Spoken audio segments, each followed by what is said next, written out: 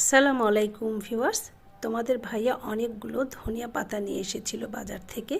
তো আমি ভাবলাম যে এগুলো দিয়ে একটু চাটনি বানিয়ে নিই। সেই জন্য আমি ধনিয়া পাতাগুলোকে পরিষ্কার করে ধুয়ে কুচি কুচি করে কেটে একটু পানি ঝরিয়ে ব্লেন্ডারে ব্লেন্ড করে নিয়েছিলাম।